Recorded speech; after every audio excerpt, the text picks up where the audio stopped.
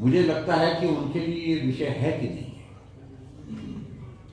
और विमल नेगी की मृत्यु अगर हुई है, इस बात को मान करके चलना पड़ेगा। अभी वो जांच के दायरे में है, इस बारे में बहुत टिप्पणी करना उचित नहीं है, लेकिन अगर उनकी मृत्यु हुई तो उस मृत्यु के पीछे कारण जानने की आवश्यकता है। प्रदेश जानना चाहता है, परिवार जानना चाहता है।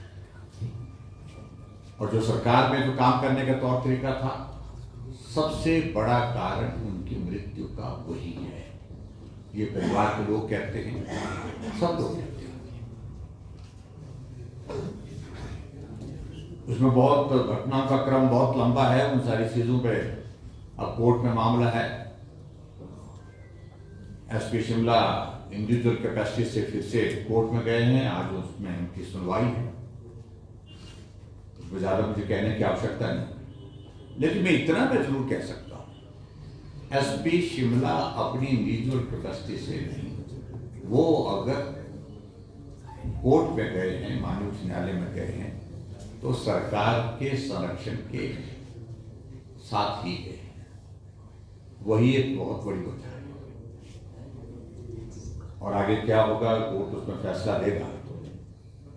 मित्रों, इसके बाद मैं ये जरूर कहना चाहता हूं, कुछ दिन पहले एक घटना घटित हुई कालाअंब में, और कालाअंब में एक शराब की अवैध फैक्ट्री पिछले 2 वर्ष के लगभग समय से चली हुई है और बदस्तूर चली हुई है। उत्तराखंड में, हिमाचल प्रदेश में शराब वो गलत तरीके से, अवैध तरीके से बना करके उसको दे रहे थे। 4 लाख से ज्यादा स्टिकर, उसमें स्टिकर जो लेवल जो लगता है वहां पर उपलब्ध किए हैं, जब वहां पर कार्रवाई एक्साइज और पुलिस की। हमने एक बार इस बात को लेकर के मुख्यमंत्री से जानने की कोशिश की, वो किसकी फैक्ट्री थी जो गलत तरीके से जो है वो अल्कोहल का प्रोडक्शन कर रही थी, सप्लाई कर रही थी। 4 लाख से ज्यादा वहां पर लेवल्स मिलना, ये चिंता का विषय है। और क्या ये सत्य है, जिस दिन वहां पर एक्साइज डिपार्टमेंट और पुलिस डिपार्टमेंट ने रेड किया, पूरी रात भर मुख्यमंत्री कार्यालय के उच्च अधिकारी के माध्यम से लगातार वहां पर दबाव डाला जा रहा था कि कार्रवाई में आप एफआईआर दर्ज मत करिए, आगे मत बढ़िए। अभी तक कोई गिरफ्तारी उस मामले में हुई नहीं, क्योंकि संरक्षण उसमें मिल रहा था।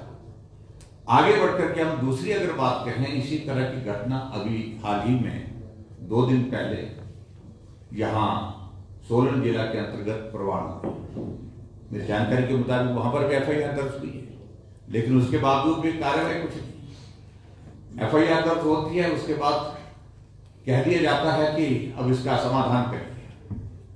ऐसी अनेकों चीजें इस तरह से घटित हो रही है। जिस एक्साइज पर बहुत ज्यादा बोलते थे मुख्यमंत्री, हमने इतना सारा रेवेन्यू जनरेट कर लिया, बहुत सारे प्रश्न खड़े।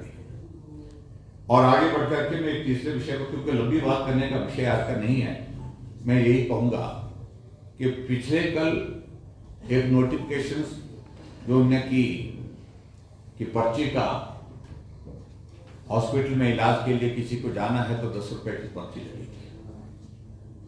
और उसमें यह भी साथ में जिक्र हुआ है कि 133 से ऐसे जो फ्री टेस्ट होते थे पहले, वो भी अब फ्री नहीं होंगे। कई तरह के कंफ्यूजन पैदा किए गए।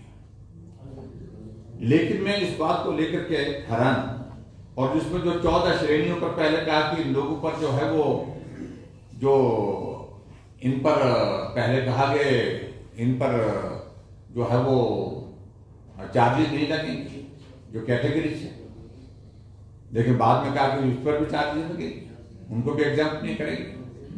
और आज और विचित्र लग रहा है कि मुख्यमंत्री ने कोई बयान दिया है, मैंने पूरा सुना नहीं, लेकिन मुझे जानकारी मिली है कि उस बयान के मुताबिक उन्होंने कहा है कि जो हमने आदेश किए हैं वो आदेश जो है ऑटोनोमस करने के किए हैं। रोगी कल्याण समिति जो है स्वतंत्र होकर के अपने आप फैसला करेगी।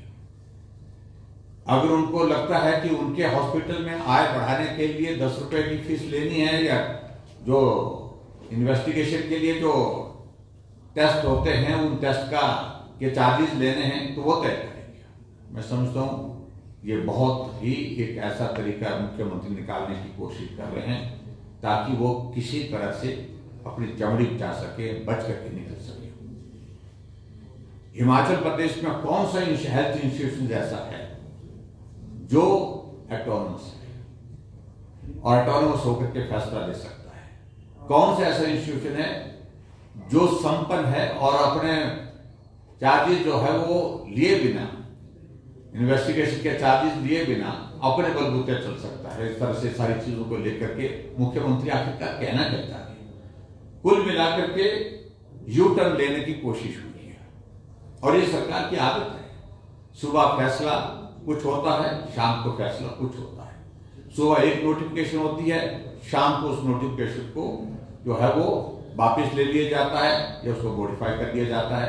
ऐसे प्रयास जो है वो लगातार पिछले 2.5 साल के कार्यकाल में हमने हिमाचल प्रदेश में देखे हैं। मैं समझता हूँ बहुत ही दुर्भाग्यपूर्ण है और ऐसी स्थिति में सरकार एक स्वस्थ मन स्थिति के हिसाब से जो चलनी चाहिए उस तरह से नहीं चल रही है। और मैं दूसरी बात यही कहूंगा कि निर्णय व्यक्ति के हो रहे हैं, सरकार के नहीं हो रहे हैं। ये मंत्रिमंडल के सदस्य कह रहे हैं, ये विधायक कह रहे हैं हमने सुझाव कुछ और दिया था लेकिन फैसला कुछ और हुआ।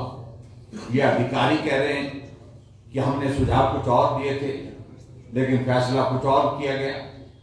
तो ये बहुत अजीब तरह की प्रवृत्ति आज की सरकार में हिमाचल प्रदेश के माननीय मुख्यमंत्री के इसमें आई है कि फैसले करने हैं तो सलाह की जो सलाह तो उनके जो एडवाइजर हैं और उसके साथ साथ बाकी लोग हैं उनके बात सुने बिना, माने बिना ऐसे फैसले कर देते हैं जो जग अंसारी का कारण बनते हैं, अपरिपक्व फैसले ले रहे हैं। और इसलिए मैंने आज इस बात को लेकर के कहा भी है कि ये सरकार जो है हिमाचल प्रदेश में कर और कर्ज की सरकार बन करके रह गई है। पूरे विकास कार्य ठप पड़े हैं और आगे मैं सिर्फ इतना ही कहना चाहूँगा कि निश्चित रूप से भारतीय जनता पार्टी अलग अलग समय पर जनहित के मुद्दों पर अपनी आवाज को उठाती रहेगी और उसमें किसी तरह से कोई कमी नहीं रहेगी, चाहे विधानसभा के अंदर की बात है चाहे वो विधानसभा की बाहर की बात।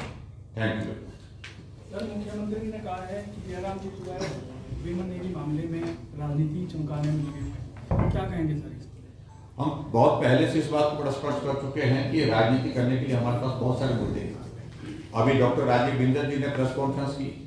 हम सिर्फ राजनीति ही नहीं करते, हम समाज के लिए अलग अलग सेक्टर में जो काम किए जा सकते हैं वो सारी चीजें करते हैं। ऐसी सूरत में उनको उस बात को समझना चाहिए कि आखिरकार आपको जो परेशानी है वो परेशानी इस वजह से है कि जांच अब परिवार के कहने पर हाई कोर्ट ने सीबीआई को सौंपी है। बहुत सारी चीजें उनको ऐसी लग रही है कि जो परेशान करेगी सरकार को, उनको, अधिकारियों को जिनको वो संरक्षण दे रहे हैं, और उनकी वजह ये बनी है। और मेरी ओर से सिर्फ इतना ही उनको कहना है कि आप अगर सच्चे हैं, अगर आपकी सरकार ने गलत नहीं किया है तो विचलित होने की आवश्यकता नहीं, लेकिन प्रश्न आपने खुद खड़े किए हैं। आपने जो रिकॉर्ड और जो एविडेंसेस है उनको डिस्ट्रॉय करने की कोशिश की है, जांच को प्रभावित करने की कोशिश की है। अगर एसपी शिमला 2 बार एलपीए में गए हैं, वो आपसे पूछे बिना नहीं गए, आपको पूछ करके गए हैं। इन सारी बातों का जवाब आपके पास कोई नहीं है। Thank you. Thank you very much. सबसे निवेदन भी है मेरा कि जिन्होंने भोजन